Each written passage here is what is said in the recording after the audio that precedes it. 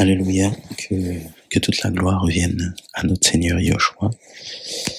Donc bonjour bien-aimés. Voilà, nous sommes dans la joie de pouvoir partager ce matin ensemble sa parole. Il est magnifique, il est merveilleux et son nom est grand, son nom est magnifique, son nom est merveilleux. Père, nous te bénissons, Père, nous t'élevons, Père, nous te prions encore, Seigneur, de nous éclairer ce matin, de nous diriger ce matin, parce que nous savons que Papa, tu es fidèle, Papa, tu es Seigneur, Papa, tu es Roi, et nous te recommandons ces temps, que tu puisses encore nous éclairer, nous diriger. Merci, Seigneur, pour ta parole. Dispose nos cœurs et parle à nos cœurs, Seigneur, que ce qui est caché au fond de nos cœurs, Seigneur, tu puisses, Seigneur, nous le révéler, Seigneur, et répondre à un besoin. Parce que, Seigneur, nous avons soif de toi. Alléluia. Amen. Voilà, nous bénissons le Seigneur pour ce temps. Nous le louons. Et voilà, le Seigneur me met à cœur de partager un passage. Il mettait une pensée dans mon cœur et nous avons soif de lui. Et la pensée qu'il me mettait, c'est « Mon peuple a soif ». Et sans plus tarder, nous allons prendre Ésaïe 55, à partir du verset 1er, et nous allons même lire tout le chapitre. À vous tous qui avez soif, venez aux eaux. Même vous qui n'avez pas d'argent, venez acheter et manger. Venez acheter du vin et du lait sans argent, sans rien payer. Pourquoi pesez-vous de l'argent pour ce qui ne nourrit pas? Pourquoi travaillez-vous pour ce qui ne rassasie pas? Écoutez-moi, et vous mangerez ce qui est bon, et votre âme se délectera de la graisse. Inclinez l'oreille et venez à moi. Écoutez, et votre âme vivra. Je traiterai avec vous une alliance éternelle, celle de la bonté fidèle envers David. Voici, je l'ai donné comme témoin auprès des peuples, comme chef et dominateur des peuples. Voici, tu appelles des nations que tu ne connais pas, et les nations qui ne te connaissent pas accourront vers toi, à cause de Yahweh, ton Elohim, et du Saint d'Israël qui t'aura glorifié. Cherchez Yahweh pendant qu'il se trouve, invoquez-le tandis qu'il est prêt. Que le méchant abandonne sa voie, et l'homme injuste ses pensées, qu'il retourne à Yahweh qui aura pitié de lui, à notre Elohim qui pardonne abondamment. Alléluia. Qu'il retourne à Yahweh qui aura pitié de lui, à notre Elohim qui pardonne abondamment. Car mes pensées ne sont pas vos pensées, et mes voix ne sont pas vos voix. Déclaration de Yahweh. Mais autant les cieux sont élevés au-dessus de la terre, autant mes voix sont élevées au-dessus de vos voix, et mes pensées au-dessus de vos pensées. Car comme la pluie et la neige descendent des cieux et n'y retournent pas sans avoir arrosé la terre, sans l'avoir fécondée et avoir fait germer ses plantes, sans avoir donné de la semence au semeur et du pain à celui qui mange. Ainsi en est-il de ma parole qui sort de ma bouche. Elle ne retourne pas vers moi sans effet, sans avoir accompli ce que je désire et amené au succès la chose pour laquelle je l'ai envoyée. Car vous sortirez avec joie et vous serez conduits dans la paix. Les montagnes et les collines éclateront en cris de joie devant vous, et tous les arbres des champs battront des paumes. Au lieu de l'épine s'élèvera le cyprès, au lieu de la ronce croîtra le myrte, et ce sera pour Yahweh un nom, un signe éternel qui ne sera jamais retranché. Voilà, bien-aimés, ce passage il est riche. Mon peuple a soif. Et la pensée qui me venait, c'est le Seigneur mettait cette pensée et me disait mon peuple a soif. Et quand je suis allé chercher la définition du mot soif en hébreu, en lisant cette définition, et ben le mot soif en hébreu, donc le premier verset d'Ésaïe 55, c'est tsamé, avoir soif, pressé par la soif. Donc en fait, c'est subir l'effet d'une pression, être pressé par la soif. Et nous savons que la soif ici, mais la soif, quand on parle de soif, c'est soif d'eau, c'est un besoin, c'est un vide, c'est un manque. Et en hébreu, c'est fort parce qu'on nous dit, c'est être pressé par la soif. Donc subir la pression de la soif. Et nous avons tous soif. Certains ont soif de la maladie. Certains ont soif d'amour. Nous ressentons tous un vide. La soif, c'est un manque, c'est un besoin, c'est un vide. Nous avons tous un besoin quelque part. Nous avons tous un vide quelque part. Nous pouvons dire que tout va bien dans nos vies, mais le Seigneur voit. Nous avons tous un fardeau, tous un sujet de prière. Nous avons tous quelque chose, quel que soit l'être humain, même si tu dis ce matin, je te parle à toi qui m'écoutes, tu dis dans ta vie que tu n'as pas besoin du Seigneur, que tu ne crois pas au Seigneur, mais dans ton cœur, le Seigneur sait qu'il y a un vide, il sait qu'il y a un manque, il sait qu'il y a un besoin. Il sait ce qui se cache. Il sait, le Seigneur sait. Que tu sois prédicateur, que tu sois prophète, apôtre, tout ce que tu veux, quel que soit le titre que tu t'es donné, ou le titre que la fonction, le service que le Seigneur t'a donné. Ce n'est pas une question de titre, ce n'est pas une question, voilà, de service, de ministère. Ce n'est pas une question. Nous avons tous soif du Seigneur.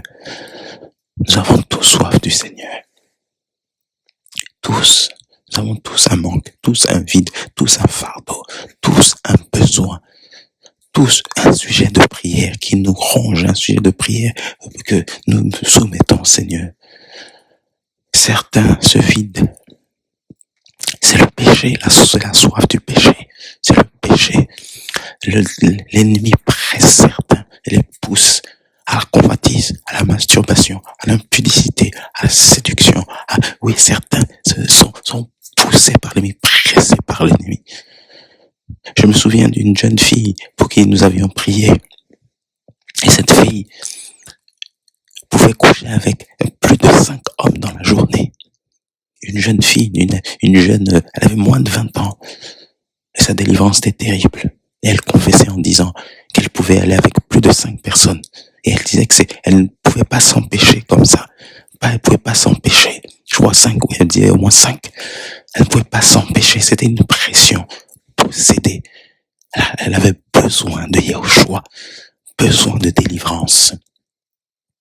Soif bizarre. Soif il y a comme certains disent, oui, dans le couple, s'il n'y a pas de dispute, il faut qu'il y ait un peu d'ambiance, de piment, pressé par la colère, pressé. L'ennemi presse, il y a une soif.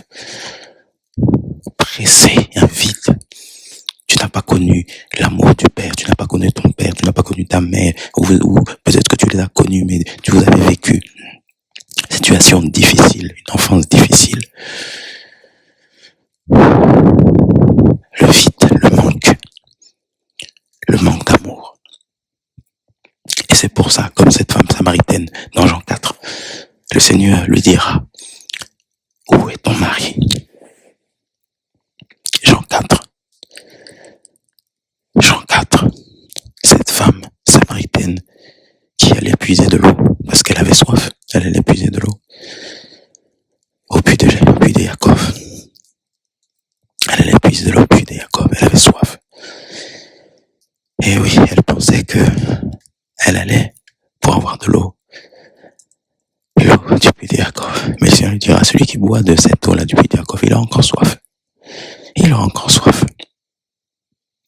Mais le Seigneur lui dit,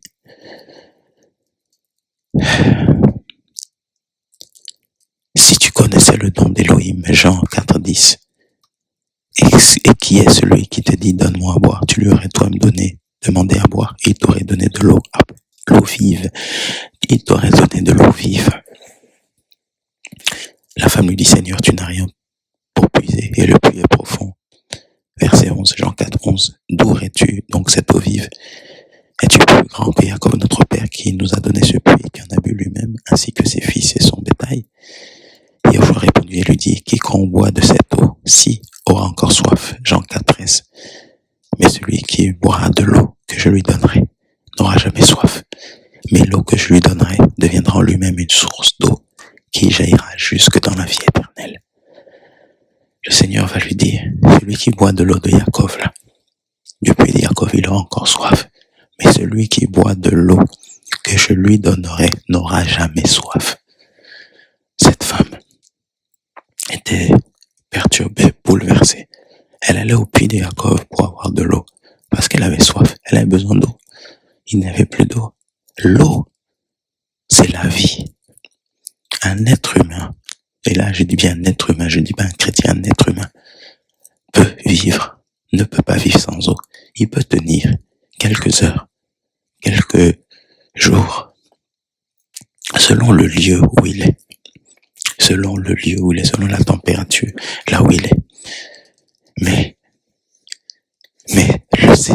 à un moment, s'il n'y a pas d'eau, il meurt. Les hypothèses peuvent être différentes, les théories peuvent être différentes, les avis peuvent être différents, des heures, des jours, sans eau, dans le désert, tu tiendras pas très longtemps, avec la chaleur. Mais à un moment, sans eau, l'homme meurt. Et si le Seigneur dit, l'eau vive, l'eau de la vie, celui qui boira, à qui je donnerai de cette eau. Donc l'eau de la vie, il n'aura jamais soif. Et il dit cette eau-là, elle deviendra en lui une source d'eau. Donc quand tu bois l'eau du Seigneur, cette eau vive, cette eau de la vie, ça devient une source. Cette femme allait au puits. Le puits, là, c'est la source, parce que l'eau, c'est une source. L'eau venait. Et elle allait à la source physique. Mais le Seigneur lui dit, moi, l'eau que je vais te donner, là, tu auras une source spirituelle qui va devenir en toi, qui va naître en toi. Et cette eau, cette source spirituelle, c'est une source d'eau de la vie. Et elle jaillira jusque dans la vie éternelle. Donc cette vie-là va couler en toi jusque dans la vie éternelle. Ça veut dire que tu auras aussi la vie éternelle. Et cette femme, elle avait soif. Et elle va lui dire, donne-moi de cette eau, afin que je n'ai plus soif et que je ne vienne plus puiser ici, au verset 15. Et le Seigneur lui dit, va, appelle ton mari et viens ici. Et elle dit, cette femme répondit, elle lui dit, je n'ai pas de mari. Joshua lui dit, tu as bien dit, je n'ai pas de mari, car tu as eu 5 maris, et celui que tu as maintenant n'est pas ton mari. En cela, tu as dit la vérité. Voilà, et elle dit, je vois, Seigneur, que tu es prophète. Donc cette femme avait eu 5 maris, et celui avec qui elle était n'était pas son mari. Elle était dans l'impudicité. Elle avait eu 5 maris. Et là, elle était dans l'adultère, elle avait un amant. C'était le mari de quelqu'un, c'était pas son mari. Elle avait soif. Je témoignais tout à l'heure d'une jeune fille de moins de 20 ans qui, dans la journée, ne pouvait pas se passer. Il fallait qu'elle aille au moins avec 5 hommes pour avoir des relations sexuelles. Pressée par le diable, pressée par l'impudicité, par le sexe. Et ici, cette femme samaritaine, 5. Et un 6e qui n'était pas le sien. Quelle vie de débauche, quelle vie horrible. Et cette soif de l'impudicité, du sexe, beaucoup sont soumis à cela. Le diable presse. C'est l'une des choses qui détruit le plus aujourd'hui. C'est l'une des choses que l'ennemi met aujourd'hui sur le chemin de beaucoup, jeunes, moins jeunes. On parle de la crise de la quarantaine, que ce soit des hommes ou des femmes, à partir de cet âge-là. Et c'est spirituel, frère, c'est spirituel. C'est diabolique, c'est démoniaque. N'acceptez pas ce genre de théorie, frère. N'acceptez pas ça. Le Seigneur est le maître. Il dit qu'il est là, le table, le commencement et la fin. Et il dit que celui qui boit de son eau, voilà, cette eau-là, c'est sa présence, c'est son esprit, c'est lui-même. Il est l'eau de la vie. Et celui qui boit de cette eau, cette eau, c'est la parole. Si tu viens au Seigneur, tu reçois sa parole. Si tu reçois sa présence, tu reçois son esprit. Oui, tu le reçois. Tu prends de cette eau-là. Et bien aimé, le Seigneur va dévoiler ta vie. Le Seigneur te parlera comme il a parlé à cette femme. Et il te parle ce matin. Tu as soif. Tu es pressé par l'impudicité. Tu es pressé par, la colère. Tu es pressé par la haine. Tu es pressé par l'instabilité. Cette femme était instable. instable. Elle avait soif de stabilité. C'est pour ça qu'elle changeait de mari. Elle ne se retrouvait pas dans les hommes avec qui elle était. Et ensuite, elle va prendre le mari de quelqu'un. Vu dans l'adultère. Bien aimé. L'instabilité. Elle avait soif de stabilité, soif d'amour, soif de paix, soif de restauration. Elle avait besoin, soif de reconnaissance, soif qu'on prenne soin d'elle, soif qu'on la reconnaisse pour ce qu'elle était réellement. C'est pour ça qu'elle changeait, ne s'y retrouvait pas. En changeant de mari, elle ne s'y retrouvait pas. Et peut-être que tu es dans ce cas ce matin. Sors de l'impudicité, sors de la convoitise, sors de l'adultère, laisse le mari de l'autre, laisse la femme de l'autre, c'est pas ton mari, c'est pas ta femme. Ce qui est merveilleux, c'est que cette femme a eu la décence de dire la vérité au Seigneur, de confesser. Confesse au Seigneur, déclare au Seigneur, mets-toi à ses pieds, abandonne, déclare les choses, confesse les choses, abandonne. Le Seigneur peut te pousser, aller voir un frère, aller voir une femme. Si c'est ton mari, confesse à ton mari si tu vis dans l'adultère, confesse à la femme si tu vis dans l'adultère, confesse, ouvre ta bouche, confesse, parce que le Seigneur te parle, ouvre ta bouche. Tu es dans l'instabilité, viens au Seigneur, il t'appelle, même si tu as entendu parler de lui il y a longtemps, mais il t'appelle, je ne sais pas là où tu es, dans quel pays tu es, dans quelle ville tu es, mais il t'appelle, le Seigneur t'appelle, il dit viens à moi. Viens à moi, tu as essayé plusieurs choses, tu as essayé la drogue, tu as essayé l'alcool, tu as essayé la cigarette, tu as essayé la chicha, tu as essayé les amourettes, les copains, les copines, les concubins, les concubines, tu as tout essayé, tu as même tenté de te suicider, mais tu n'y es pas arrivé, tu as essayé plusieurs choses, tu as essayé la magie, tu as essayé la sorcellerie, tu as essayé l'occultisme, mais tu ne te retrouves pas, ce vide, il n'y a que Yahushua qui peut le combler. Il n'y a que Yahushua qui peut combler ce vide. Tu peux tout essayer. Cette femme a essayé 6 fois. Elle allait toujours au puits de Jacob. Tu pourras essayer tant que tu veux. Tu iras toujours. Tu auras toujours cette soif. Tu l'auras toujours. Tu auras toujours cette soif. Parce qu'il n'y a que Yahushua qui peut combler ce vide. Il n'y a que Yahushua qui peut rassasier. Il n'y a que lui qui peut rassasier. Il n'y a que lui. Il n'y a que lui. Il n'y a que lui. Il n'y a que lui qui peut rassasier. Alléluia, il n'y a que lui. C'est le seul nom qui nous a été donné sous le ciel, par lequel nous puissions être sauvés. Le nom de Yahushua. Au nom de Yahushua, tout genou fléchit, toute langue confesse que Yahushua est Seigneur, à la gloire d'Elohim, notre Père. Il n'y a que lui. Et je prie au nom de Yahushua, là où tu es, quelle que soit la soif que tu as, la pression que tu subis, que la sorcellerie soit chassée au nom de Yahushua, que l'adultère soit chassé au nom de Yahushua, que l'impudicité soit chassée au nom de Yahushua, que la masturbation soit chassée au nom de Yahushua, que la convoitise soit chassée au nom de Yahushua, que la mort soit chassée au nom de Yahushua. C'est la maladie qui te presse, que la maladie soit chassée au nom de Yahushua. Tu as vu des médecins, des spécialistes, sois guéri au nom de Yahushua, au nom de Yahushua. Sois fils là où tu es, au nom de Yahushua, au nom de Yahushua. Au nom de Yahushua, au nom de Yahushua, au nom de Yahushua, au nom de Yahushua, au nom de Yahushua, au nom de Yahushua. Sois visité là où tu es, sois couvert là où tu es, sois couvert par le Seigneur là où tu es, parce qu'il est fidèle, parce qu'il est puissant, parce qu'il est vivant. Alléluia, alléluia, alléluia, il est le roi des rois, le Seigneur des seigneurs. Le Seigneur des seigneurs, il est le roi, il est le Seigneur des seigneurs, il est le chemin, la vérité et la vie. Soit couvert par le Seigneur au nom de Yahushua, au nom de Yahushua. Il est vraiment magnifique, il est vraiment magnifique, il est merveilleux qu'il puisse te couvrir de sa tente, qu'il te couvre.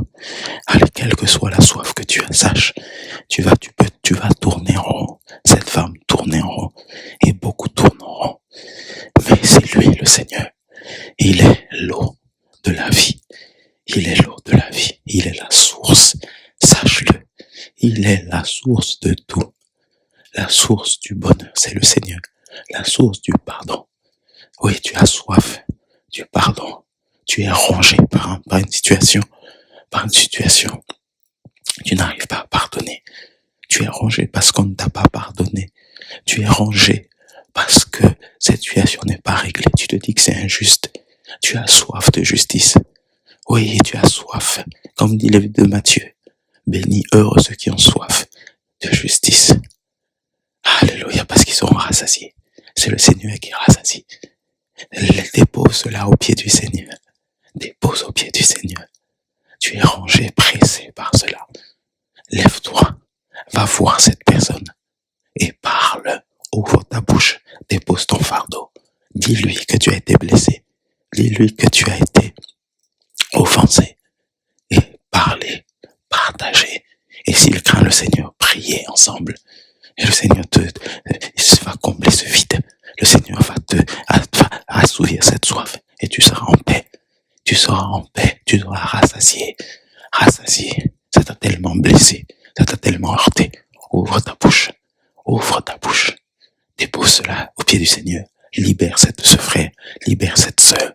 Et sois toi-même libéré au nom de Yoshua. Mais fais-le pas. Comme Paulos nous dit dans 1 Corinthiens 6.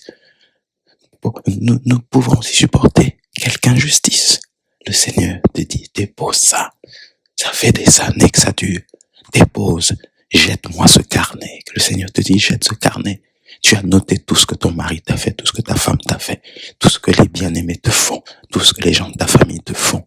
Oui, que tu sois chrétien ou non chrétien, tu prends un cahier, tu notes toutes les paroles qu'on te dit qui te blessent. Jette ce cahier, jette ce carnet, déchire-le, jette-le. Jette-le. Ça, c'est de l'amertume que tu as. Tu fais de toi ce qui est une source d'amertume et tu es en train de créer dans ton propre cœur de l'amertume. C'est un puits, c'est une source d'amertume. Jette cela. Sois libéré au nom de Yeshua. Tu as soif de l'amour du Seigneur. Tu as faim de l'amour du Seigneur. Tu as besoin du Seigneur Yeshua. Du Seigneur Yeshua, du Seigneur Jésus. Jésus-Christ. Tu as besoin de Jésus dans ta vie. Tu as besoin de Jésus-Christ. Jésus-Christ en hébreu, Yeshua, Mashiach. Tu as besoin de lui dans ta vie. C'est lui le Seigneur. Et c'est lui qui t'appelle. Jésus-Christ, Yeshua, Mashiach. Il t'appelle. Il t'appelle. Le Dieu d'Israël, Elohim, il t'appelle. Il t'appelle. Le Père Céleste, le Tout-Puissant, l'Aleph et le Tav, l'Alpha, l'Oméga, le commencement et la fin. Il t'appelle. Il t'appelle. Il t'appelle. Il t'appelle. Il t'appelle. Alléluia. Alléluia. Il t'appelle. Il t'appelle. Il t'appelle. Oh, alléluia. Il est magnifique. Il est merveilleux, le Seigneur. Il est merveilleux. Et il dit, venez acheter et manger, Isaïe 55. Il dit, sans argent, venez acheter et manger, venez acheter du vin et du lait sans argent, sans rien payer. C'est gratuit avec le Seigneur. C'est gratuit. Tu as soif de justice parce que tu t'es fait avoir par des hommes. Les hommes t'ont manipulé. Toi, femme, tu t'es fait avoir par des hommes qui ont abusé, t'ont manipulé. Tu as soif de la restauration, soif de la guérison de l'âme. Il est celui qui guérit ton âme. Tu as soif parce que tu t'es fait abuser par des hommes, par des femmes. Toi qui es homme aussi, on a joué de toi. Parce que les gens sont venus auprès de toi par intérêt, des amis, des hommes, des femmes, par intérêt. Parce que tu as des moyens, parce que tu as une situation. Et tu le découvres. Et le Seigneur parle aussi à quelqu'un.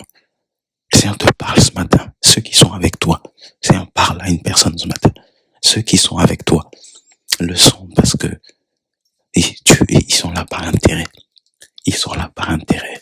Le Seigneur t'avertit ce matin. Il t'avertit. Il dit, maudit celui qui se confie en l'homme. Confie-toi au Seigneur. Confie-toi au Seigneur. Le Seigneur te parle ce matin. Il te parle. Sache qu'il y a aussi des faux frères. La Bible nous parle des faux frères, des fausses sœurs. Donc sache-le. Tous ceux qui se disent chrétiens, disciples du Seigneur ne le sont pas. Et le Seigneur parle à quelqu'un ce matin. Il te parle, il te dit, cherche sa face, il t'interpelle ce matin.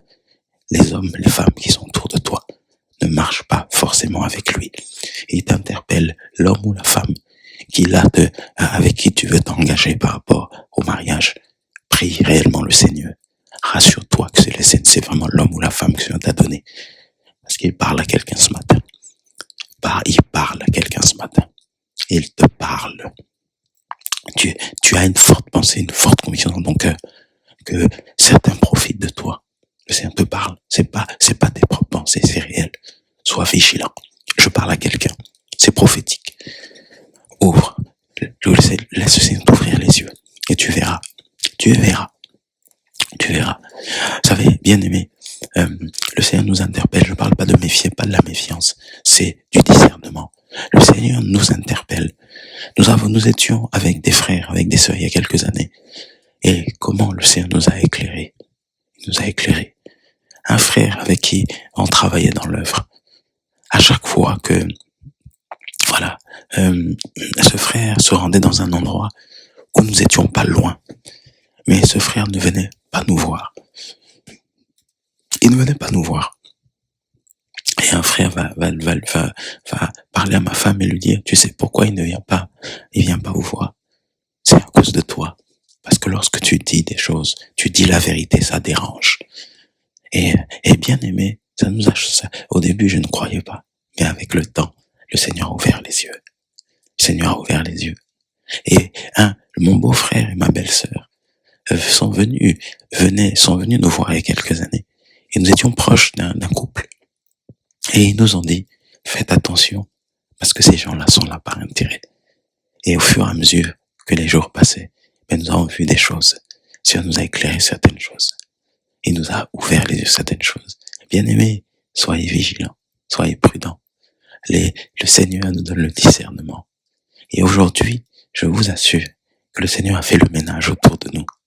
Des fois, on a des frères, des sœurs avec qui on partage, avec qui, on peut communier, on peut s'assembler, c'est vrai. Mais il a fait beaucoup de ménage autour de nous. On a pleuré, on a gémi. Avec ma femme, j'ai dit, Seigneur, nous sommes seuls. Seigneur, personne nous rend visite. Seigneur, regarde, Seigneur. Mais, j'ai dit pleurer, c'est des larmes qui coulaient, la douleur, la souffrance.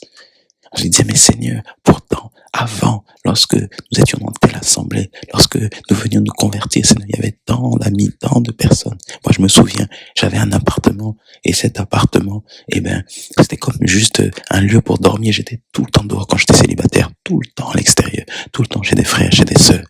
Et bien aimé, ce temps-là, c'est fini. C'est fini. C'est fini. On se réunit de temps en temps. On communie de temps en temps. Et puis je me suis marié entre temps. Mais je vous assure, le Seigneur a changé les choses. Parce qu'il a donné l'œil du discernement. Et il a éclairé. Il a éclairé un groupe de jeunes qui étaient ensemble. Tout le temps ensemble. Dans les jeûnes, dans les prières, dans les réunions, ainsi des jeunes. Un des jeunes va se marier. Il va se marier. Et il arrive qu'un jour, il donne un conseil à d'autres jeunes. Et le Seigneur a révélé ce qu'il y avait dans les cœurs. Et ces groupes de jeunes-là ont commencé à parler à celui qui venait de se marier dans ce groupe. Tu te prends pour qui? Depuis que tu es marié, voilà ce qui se passe, voilà comment tu parles. Bien-aimé, le Seigneur a révélé ce jour-là. Oui, ils jeûnaient ensemble, ils priaient ensemble, ils se réunissaient régulièrement. Mais le Seigneur avait vu que dans les cœurs, depuis que ce jeune-là, qui s'était marié, tous les autres, beaucoup, en tout cas pas tous les autres, beaucoup d'entre eux étaient jaloux. Beaucoup d'entre eux avaient été, dans leur cœur, il y avait des choses qui se passaient horribles. Et ce jour-là, lorsque ce frère a donné un conseil, le Seigneur a fait éclater au grand jour ce qu'il y avait réellement dans les cœurs. Et ensuite, séparation. Ensuite, division. Et chacun est allé de son côté. Bien aimé, il y a eu dispute entre les bergers d'Abraham et les bergers de Lot. Et Abraham est parti en paix, mais il s'est séparé de Lot, son neveu. Il y a des séparations que le Seigneur réalise. Il il y a des affectations que le Seigneur, il y a des mutations. Le Seigneur t'affecte quelque part. Il te mute quelque part. Parce qu'il crée des situations. Je disais à un frère hier, des fois, il y a des problèmes qui pour nous sont de vrais problèmes. Pour le Seigneur, ce sont des faux problèmes. Ce sont des faux problèmes parce que pour lui, c'est un outil pour t'affecter, t'envoyer ailleurs. C'est un outil pour te mettre sur le chemin de la vie. C'est un outil pour te mettre sur le chemin de la vérité. Cette femme avait un problème. Son problème, c'était l'eau. Ésaïe 55 nous dit, venez acheter et manger, venez acheter du vin et du lait sans argent. C'est que les gens avaient un problème. Ici, on parle de problème. Il n'y a pas de lait, il n'y a pas de vin, il n'y a pas de la nourriture, mais c'est un problème pour nous. L'aide pour nous sont des problèmes. On se casse la tête des fois pour beaucoup de choses, mais pour le Seigneur, c'est un faux problème. C'est juste un moyen qu'il utilise pour te faire sortir de cette situation, pour t'éclairer, pour t'ouvrir les yeux, pour te dire, mon fils, ma fille, tu vas droit dans le mur. Et j'ai créé ce problème. Je l'ai créé. Oui, ça t'a fait mal, oui, ça t'a blessé, comme ça nous a blessé plusieurs fois dans ces séparations-là. Et ça avait blessé ce jeune homme, ce couple jeune, quand ils ont entendu ces choses. Mais c'était un faux problème devant le Seigneur, parce que c'était un moyen de révéler au grand jour ce qu'il y avait dans les cœurs. Et c'était un moyen de les emmener là où le Seigneur voulait les emmener, les faire rentrer dans le service, l'appel que le Seigneur avait pour eux. Et le Seigneur crée des situations, bien aimées, qui sont des faux problèmes pour le Seigneur, des problèmes pour nous. On se casse la tête, on pleure, on crie, on gémit. Mais c'est une bonne chose pour le Seigneur, parce que il t'emmène quelque part. Alléluia. Comprends le langage du Seigneur ce matin. Comprenons le langage du Seigneur, bien aimé, lorsqu'il nous parle. Les problèmes que nous prenons pour des vrais problèmes sont des faux problèmes devant le Seigneur. Ce sont des outils, ce sont des voies, des chemins, des voies qu'il utilise pour nous faire sortir de telles situations, pour nous éclairer, pour nous délivrer, pour nous libérer. Oui, nous délivrer, nous libérer du joug des hommes, de l'esclavage des hommes. Et il dit, maudit soit celui qui se confie en l'homme. Le malheur arrive à celui qui se confie en l'homme. Confie-toi au Seigneur, ne te confie pas aux hommes. Ne te confie pas dans tes amis, ne te confie pas dans ton mari, pas dans ta femme, pas dans tes enfants. Tu seras déçu un jour. Confie pas dans ton pasteur. Et dans le pasteur, pas ton pasteur, le pasteur de l'assemblée, l'ancien, je sais pas quoi. Le vrai pasteur, c'est le Seigneur. Le vrai pasteur, c'est ton pasteur, c'est Yahushua, c'est Jésus-Christ. C'est lui ton pasteur. Confie-toi en lui, pas dans les hommes, pas dans le bishop, pas dans l'apôtre, mais dans le Seigneur, simplement. Et lui, il dit, c'est une source de vie, jaillira. Donc tu auras la source, tu peux apporter la source, c'est magnifique, bien aimé. Nous allons porter la source, nous portons ce trésor dans des vases de terre, dans le corps, comme disent les épîtres. Voilà, nous portons un trésor qui s'appelle Yahushua Mashiach, nous le portons jusque dans la vie éternelle. Alléluia, il est magnifique. Pourquoi pesez-vous de l'argent pour ce qui ne nourrit pas? Pourquoi travaillez-vous pour ce qui ne se rassasie pas? Bien aimé, nous travaillons beaucoup de choses. Pourquoi tu te fatigues? Pourquoi je me fatigue pour des choses qui ne rassasient pas? Cette femme samaritaine, elle travaillait, elle allait puiser de l'eau pour boire avec cet homme, pour boire elle-même. Elle faisait des allers-retours. Faisons des allers-retours, bien aimés. Voilà, certains ont soif d'argent, soif des travail. Une sœur comme ça, qui ne venait plus à l'assemblée. Quand on l'a rencontrée, oui, je travaille. Je finis je travaille la journée. Je travaille le soir aussi. Tout ça. La soif de l'argent. Tu es pressé par l'amour de l'argent. Les Écritures disent l'amour de l'argent est la racine de tous les maux. Oui, tu as soif d'autorité, soif, le ministère, comme on aime dire, c'est pas la fin du monde. Le service, c'est pas la fin du monde. Les ambitions ne sont pas du Seigneur. Certains, voilà, je nous entends des fois. Oui, moi, je suis devenu pasteur. Mais c'est pas une glorification, c'est pas un diplôme, c'est un service. Donc, pèse tes mots quand tu le dis. Pèse tes mots. Oui, je suis chantre du Seigneur. Pèse tes mots. Parce que, nous serons jugés, tu seras jugé plus sévèrement par le Seigneur. C'est un service au service des autres. C'est une charge.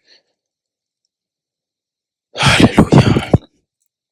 Alléluia. Soif d'autorité, d'orgueil, soif de pouvoir, pressé par le pouvoir. Le Seigneur voit, certains mentent et ils sont hypocrites, sont faux pour avoir des postes dans le travail civil. On se rapproche du chef, on se rapproche, on flatte les égos et ça se passe aussi dans les assemblées. On est là collé aux dirigeants, on colle les dirigeants, on flatte, on fait des dons, on fait des besoins. Voilà. Et toi-même, ne te laisse pas duper, ne te laisse pas voir, ouvre, laisse le Seigneur, écoute le Seigneur, saisis le Seigneur, ne te laisse pas voir. Tu seras esclave, tu seras contrôlé en acceptant ses dons. En acceptant ses dons, en acceptant tout ça, tu seras contrôlé. Tu seras contrôlé. Et à toi, arrête cela, toi qui as soif de pouvoir. Là. Le Seigneur te parle ce matin, arrête cela. Ce n'est pas du Seigneur. Il t'interpelle. Dieu, là, cette soif-là ne vient pas de cette personne, pas de lui. Qu'elle soit chassée de ta vie au nom de Yoshua. Soumets-toi au Seigneur. Soumets-toi au Seigneur. Soif d'être vu là, de starification. Tu veux te mettre avec le frère uniquement parce qu'il prêche, ou avec la sœur parce qu'elle chante, parce qu'elle est vue, parce que, voilà, ou parce qu'il a les moyens, parce qu'elle a les moyens, parce qu'elle est dans une grande famille, elle est d'une belle famille, parce qu'elle a la nationalité française, parce qu'il a la nationalité française, parce qu'il a des papiers, parce que, voilà, ça ne vient pas du Seigneur. Une personne témoignait, disait, je connais un homme qui faisait ses démarches pour avoir ses papiers. Il a eu ses papiers. Il est tombé malade. Et quelque temps après, il est mort. Voilà. En a-t-il profité? Très peu de temps. C'est pas la fin. Nous voyons des personnes dans le milieu africain, on voit des choses bien aimées sur les statuts WhatsApp. Des gens qui mettent leur visage, qui friment parce qu'ils sont en Europe et qui mettent ça pour que d'autres personnes dans leur pays voient ce qu'ils font. Certains, sur leur statut, mettent des belles chaussures, mettent des belles villes là où ils vont, qu'ils visitent, des belles voitures, des belles choses pour se faire voir. C'est pas la finalité. La preuve, c'est que tu es là, mais tu as soif. Et j'ai soif. Nous avons soif. Nous avons un vide, un besoin. Quand tu es seul dans le secret, regarde-toi, tu es seul dans les toilettes, des endroits comme les toilettes de la salle de bain. Quand tu es seul, à quoi tu penses? Quand tu te couches, à quoi tu penses? C'est pas la même personne qui est sur les photos, qui fait les vidéos. C'est pas la même personne. Ça te ronge parce que tu as besoin du Seigneur. Quand tu es seul, tu es allé voir le médecin et je parle à quelqu'un. On t'a annoncé une mauvaise nouvelle que tu n'oses pas dire aux gens. Mais devant eux, tu fais genre que tout va bien. Devant eux, tu fais genre que tout va bien. Le Seigneur te connaît. Arrête de faire semblant. Sois vrai. Et tu pleures dans le secret. Tu pleures, les larmes coulent sur ton lit. Tu pleures sur ta couche, dans le secret, tu pleures. Le Seigneur te connaît. Et que sa main soit sur toi. Que sa main soit sur toi. Sois vrai. Il n'y a que le Seigneur t'appelle. Il n'y a que lui qui peut te guérir. Il n'y a que lui. Les médecins t'ont dit que c'est fini. Et t'ont dit que cette maladie ne guérira pas. Tu mets devant les gens, tu fais semblant. Le Seigneur t'aime. Il t'aime. Alléluia.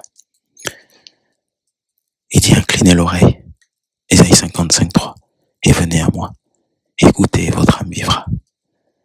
Je traiterai avec vous une alliance éternelle, celle de la bonté fidèle envers David. Incline ton oreille et viens au Seigneur. Et dis ton âme vivra. Il donne la vie, le Seigneur. Ce passage est riche, Ésaïe 55. Frère, il est riche. Il dit, ton âme vivra. Ton intérieur sera restauré. Ton cœur sera restauré, ton âme, ton esprit, tu seras restauré. Tu vivras une vraie vie. Une vie qui ne dépend pas des circonstances de ce monde. Tu auras une vraie joie qui ne dépend pas des circonstances de ton compte bancaire. Mais une vraie joie, une vraie paix, une vraie vie. Tu vas vivre, tu dormiras en paix, tu verras en paix. Et on t'annoncera de bonnes, de mauvaises nouvelles. Mais comme cette source d'eau vive qui est Yahushua, qui est Jésus-Christ, jaillira en toi. Jusque dans la vie éternelle, tu auras la vie éternelle. Ton nom sera écrit dans le livre de vie. Et quand le Seigneur reviendra, tu régneras avec lui. Parce que le ciel existe. Hommes, femmes qui m'écoutez, bien-aimés, frères et sœurs, toi qui ne crois pas au Seigneur, le ciel existe. Il y a une vie après la mort. Et il y a un livre de vie sur lequel sont écrits les noms de ceux qui craignent le Seigneur. Et il n'y a qu'un seul nom, le nom de Jésus-Christ, le nom de Yahushua Mashiach, par lequel nous puissions être sauvés. Si tu ne le connais pas, sache que l'enfer existe. L'enfer existe. L'enfer existe. Si ton nom n'est pas écrit dans ce livre, si tu continues cette vie de débauche, d'impudicité, de mensonge, d'adultère, de fausseté, de duplicité, cette vie que tu mènes et tu sais ce que tu fais, tu sais, d'arnaque, cette vie de profit, d'orgueil, d'ambition, cette vie de fourbe, d'hypocrite, cette vie d'adultère, cette vie d'homosexualité, cette vie soif de pouvoir, d'ambition, cette vie mauvaise que tu mènes, de boîte de nuit, cette vie de beuverie, d'ivrognerie, de dépendance à la drogue, si tu continues cette vie, c'est l'enfer qui t'attend. Et tu as besoin du Seigneur. Nous avons besoin tous du Seigneur.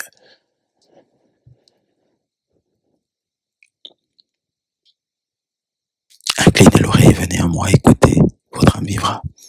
Ésaïe 55, 3. Verset 6. Cherchez Yahweh pendant qu'il se trouve, invoquez-le tandis qu'il est prêt, que le méchant abandonne sa voie. C'est un message de salut, ce chapitre 55. Abandonne sa voie, que le méchant, que celui, il te dit abandonne ta voie. Que l'homme injuste abandonne ses pensées, qu'il retourne à Yahweh, revient au Seigneur, va au Seigneur, qui aura pitié de lui, il aura pitié, quel que soit ce que tu as fait. Tu es dans un gang, dans je ne sais quoi, la violence, il aura pitié de toi. Il est celui qui pardonne abondamment. Verset 7. Car ces pensées ne sont pas nos pensées. Ce que les pensées, la manière dont tu te vois, le Seigneur ne te voit pas comme ça. La manière dont les gens te voient, le Seigneur ne te voit pas comme ça. Tu as soif d'avoir un regard indulgent vers toi, un regard compatissant. Et bien ce regard, ce matin, le Seigneur l'a vers toi. Ce que les gens pensent de toi, tu t'en fiches. Pense à ce que le Seigneur pense de toi. Ne te dis pas, voilà ce que les gens penseront de moi. Une mauviette, un pleutre. C'est pas ça. Le Seigneur ne pensera pas ça de toi si tu abandonnes ces mauvaises voies. Il t'aime. Car mes pensées ne sont pas vos pensées et mes voies ne sont pas vos voies. Déclaration de Yahweh. Mais autant les cieux sont élevés au-dessus de la terre, autant mes voies sont élevées au-dessus de vos voies et mes pensées au-dessus de vos pensées. Ce que tu penses aussi de l'autre, sache que le Seigneur ne le voit pas comme ça. Arrêtons de condamner les gens par nos regards, par nos paroles, par nos exhortations. Arrêtons. Les pensées du Seigneur ne sont pas nos pensées. Soyons conduits par l'Esprit, soyons dirigés par l'Esprit. Nous dénonçons les œuvres des ténèbres, oui, nous les dénonçons. Mais pour que des âmes soient gagnées, pour que des vies soient gagnées, pour que des vies soient sauvées, pas pour que des vies soient détruites, brisées. C'est le Seigneur qui brise. C'est le Seigneur qui détruit des racines, arrache, et ensuite il plante. Mais il ne détruit pas pour détruire. Quand il détruit quelque chose dans nos vies, c'est parce qu'il sait que cette chose-là nous pourrit. Et ensuite il rebâtit, il construit, il édifie, il perfectionne, il sanctifie. D'abord il commence par sanctifier. Il arrache, il ruine, et il bâtit ensuite. Et il dit, si quelqu'un est en Christ, il est une nouvelle créature. Les choses anciennes sont passées. Et voici, toutes choses sont devenues nouvelles. Nouvelles. Quand tu viens au Seigneur, il fait de toi une nouvelle créature. Il fait de toi une nouvelle créature. 2 Corinthiens 5, 17. Si donc quelqu'un est en Machia ou en Christ, il est une nouvelle créature. Les choses anciennes sont passées. Voici toutes choses sont devenues nouvelles. Oui, les choses sont devenues nouvelles. Et c'est pour ça qu'il t'appelle. C'est pour ça qu'il te dit, qu'il me dit, abandonnons nos voies et venons à lui. Venons à lui. Parce qu'il nous aime. Parce qu'il nous aime. Parce qu'il nous aime. Parce qu'il nous aime. Et dit car vous sortirez avec joie et vous serez conduits dans la paix. Et, au verset 9 de Ésaïe 55, mais autant les cieux sont lus au-dessus de la terre, autant mes voix sont lues au-dessus de vos voix. Les gens du monde savent, disent, tout chemin mène à Rome, toute voie mène à Rome. Mais je t'assure, il n'y a qu'une seule voie qui mène au salut. Le salut, c'est la délivrance, c'est la guérison. Le salut, c'est la paix. Il n'y a qu'une seule voie qui mène au salut. Le salut, c'est la réussite selon le Seigneur. Il n'y a qu'une seule voie qui mène à la réussite. Et cette voie-là, c'est Yahushua. Les voies des hommes ne mènent nulle part. Les chemins des hommes ne mènent nulle part. Ils mènent à Rome, comme ils disent, mais ils ne mènent pas au Seigneur. Ils ne mènent pas à la guérison, ils ne mènent pas à la réussite. La vraie réussite, c'est de connaître Yahushua Mashiach, Jésus-Christ, qui est la source de tout. La source de tout. Et tu ne travailleras plus en vain. Tu seras en paix, tu seras dans la joie. Et pour terminer, Apocalypse 21. Certains ont soif, peur, pressés.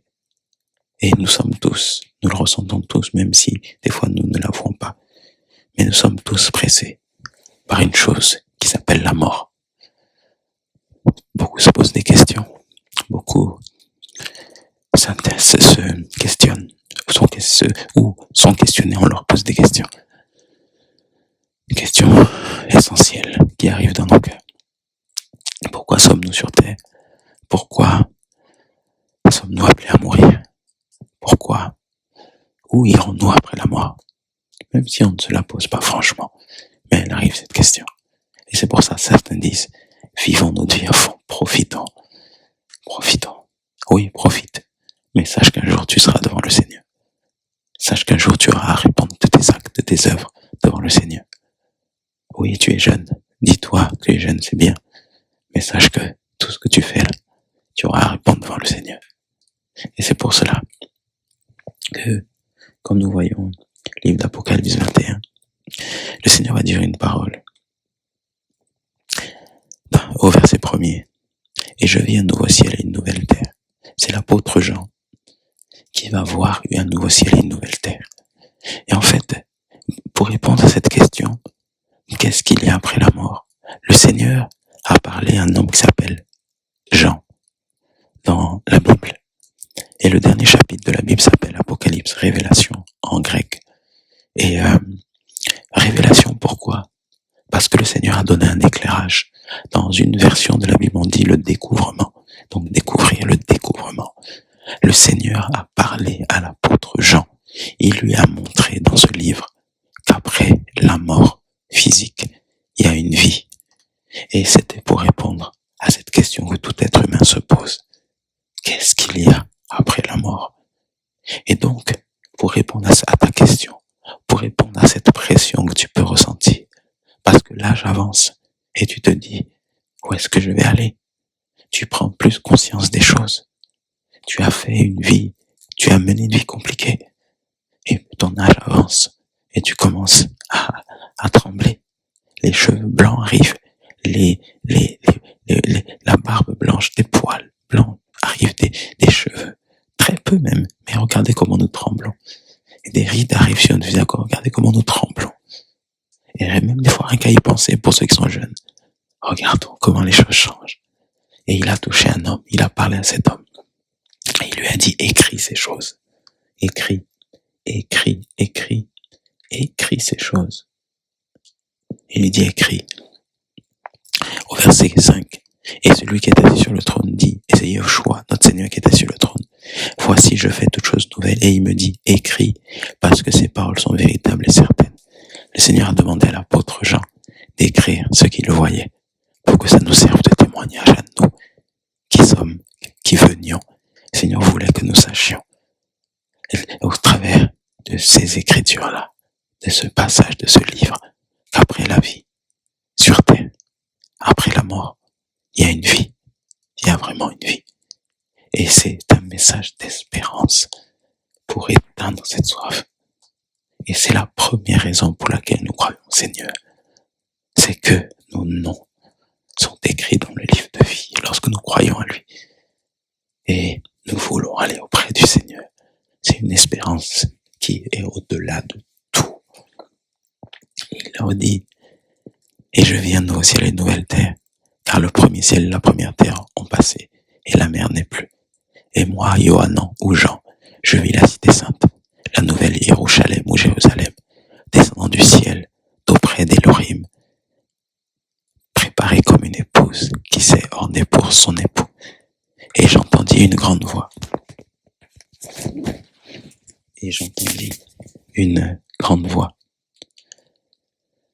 Du ciel disant, voici le tabernacle d'Élohim avec les humains. Et il dressera sa tente avec eux, et ils seront ses peuples, et Élohim lui-même sera avec eux leur Élohim. Et Élohim essuiera toutes larmes de leurs yeux, et la mort ne sera plus. Et il n'y aura plus ni deuil, ni cri, ni douleur, parce que les premières choses sont passées. Voilà l'espérance avec le Seigneur. Bien-aimé, là-haut, il n'y aura plus ni douleur, ni cri. Le Seigneur revient. Son retour est imminent.